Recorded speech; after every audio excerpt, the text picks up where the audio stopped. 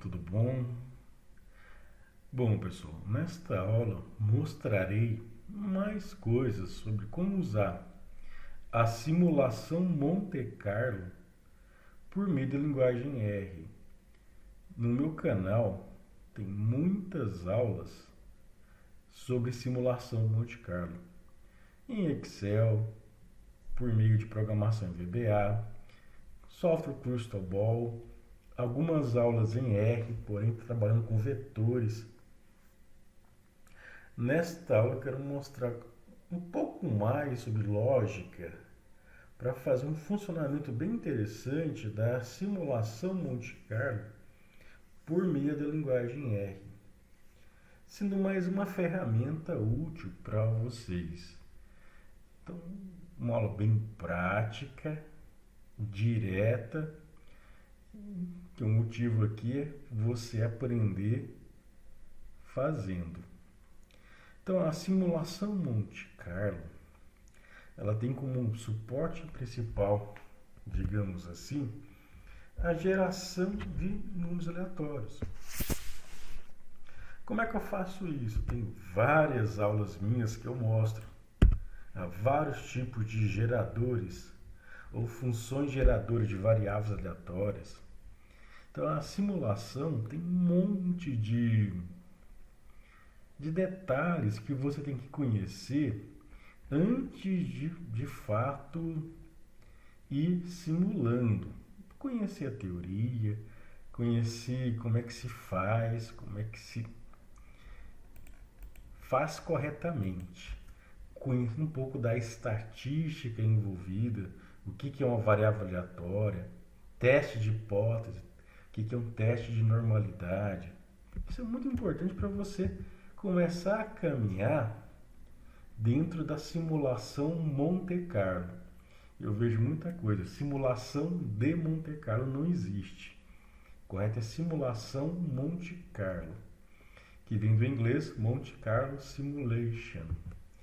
Então, nas aulas minhas anteriores, eu comento muito o que é uma FGVA, uma função geradora de variáveis aleatórias. Nesta aula eu não vou entrar nisso aqui, apesar que nós sempre trabalhamos com o método da transformação inversa, que eu acho mais interessante, para iniciar a nossa simulação Monte Carlo. Na aula de hoje, eu pegaria esse exemplo aqui, que é bem simples, é um exemplo que eu trabalho muitas vezes em sala de aula, aqui no meu canal também, sendo que o objetivo deste canal, ele não é monetizado, é sim compartilhar com todos que assistem um pouco dos assuntos, dos temas que eu trabalho, que eu ensino, oriento e pesquiso. Dentre eles, a simulação Monte Carlo. Então, a gente vai trabalhar com este exemplo no R, do começo ao fim, mostrando como que eu posso melhorar cada vez mais a programação até chegar na programação final para a simulação Monte Carlo. Então a gente vai iniciar aqui, ó, comando, vou escrever o runs, faremos aqui, ó, 100.000 corridas. Beleza, 100.000 corridas ou simulações. Como aqui for, conheci, variando aqui de 2 pontos, runs. É assim que nós escrevemos o início da programação. Então aqui eu vou Shift Enter, vou chamar aqui de X1, ou você pode colocar preço, tanto faz. O X1 vai seguir uma distribuição uniforme. O N aqui, pessoal, ele vai estar amarrado ao número de simulações, aqui é 100.000, mas sempre vai iniciar com 1, então coloca 1. O valor mínimo 23,30, significa que o X1, que é o preço de venda, vai variar de forma seguindo uma função de densidade de probabilidade uniforme contínua entre 23 e 30. aqui utilizando o método da transformação inversa. Shift Enter, x2 será igual. Também uma distribuição uniforme, variando aqui entre 7 e 12. Perfeito. x3, também uma distribuição uniforme, variando entre 3 e 9. Sempre o n aqui vale 1.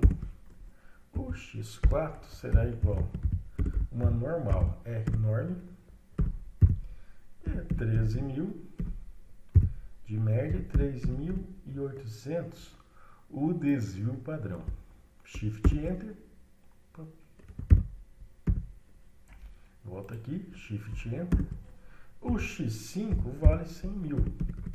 O x5 aqui é a figura do custo fixo. Então, para você entender quem que é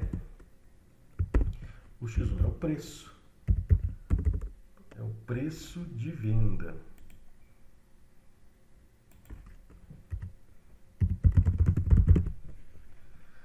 Já isso aqui é o custo da matéria-prima.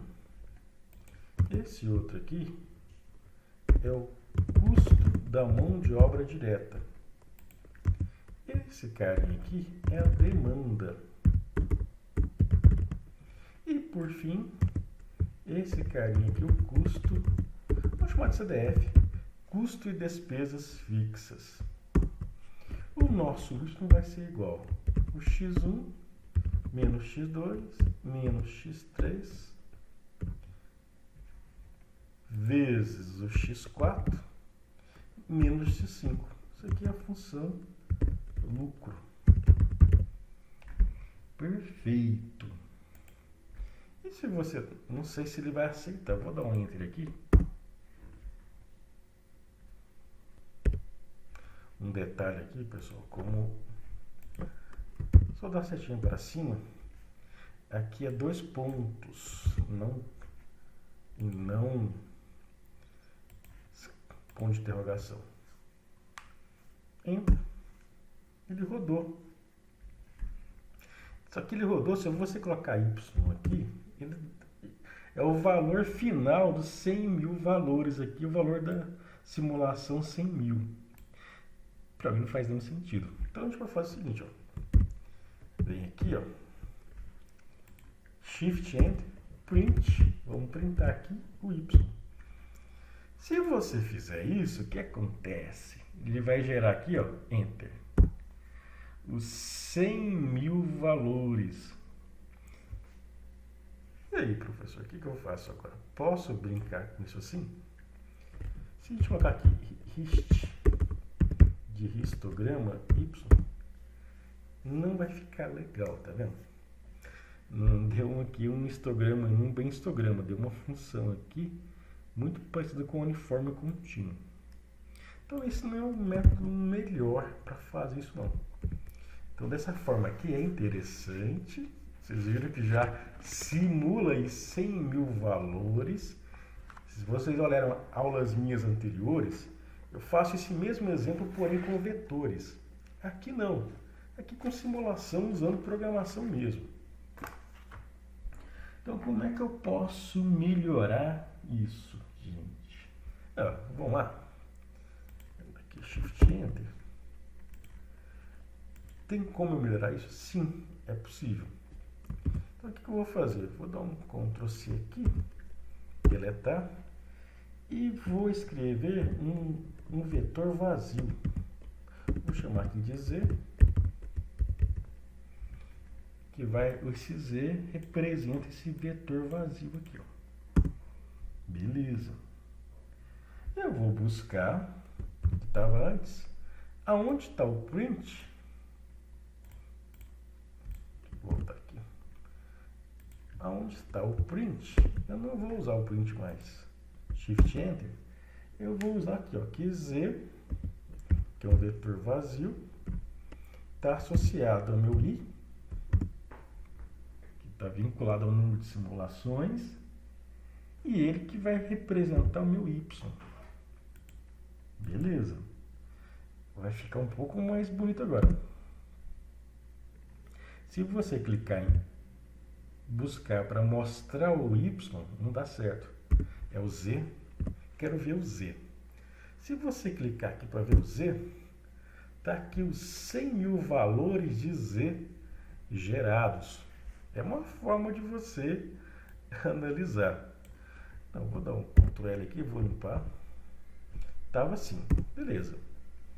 Eu posso escrever um histograma do Z.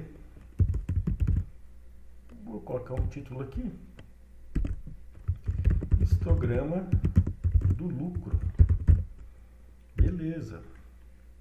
Vamos escrever aqui. Frequência igual a F. Vou colocar cor violeta. Breaks 50. Acho que 50 é muito melhor que 30. Beleza. Se eu clicar aqui em zoom, já dá para a gente ver como é que está o comportamento desse lucro. Vamos aumentar aqui breaks. 60, vamos dobrar. Melhorou mais. Acho que pode colocar mais, viu? Vou colocar aqui 100. Acho que está perfeito com 100. Beleza, tá aqui bonitinho, já dá para a gente analisar que tá aqui. Tudo que estiver à esquerda de 0 representa prejuízo, ou seja, o nosso risco. E agora, o que eu posso fazer para melhorar essa análise?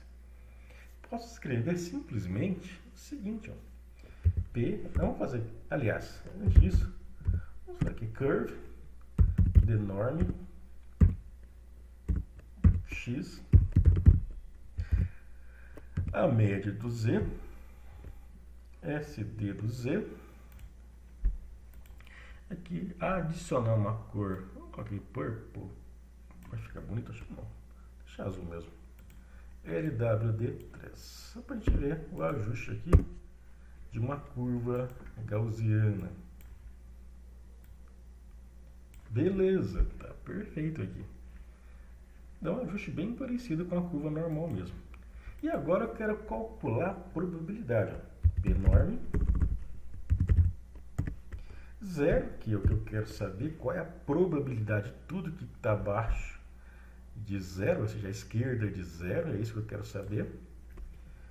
A média é o Z.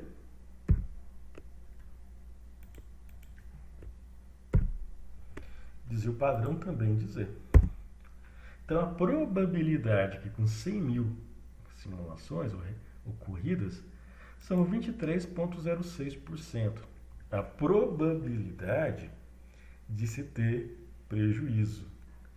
Na próxima aula eu vou mostrar um comando bem interessante, que é um pacote dplyr e highchatter para fazer um gráfico, um histograma direto. Mas ficará para a próxima aula. Até lá. Olá, turma. Tudo bom?